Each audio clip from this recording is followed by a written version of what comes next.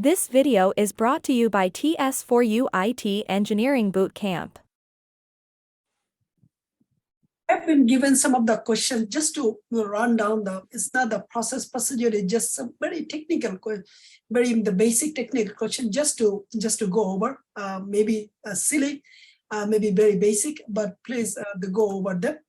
So the first question is, what is difference between the Uname and Umask?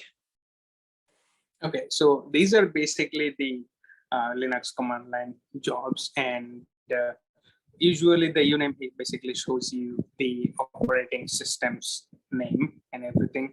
And Umask, I'm not sure about at this moment, but I know the Uname ones. So yeah, it needs to have some experience and like constant using on the Linux terminal. So I currently don't remember what Umask does, but yeah, Uname is basically shows you the kernel name and whatever the operating system name you currently have.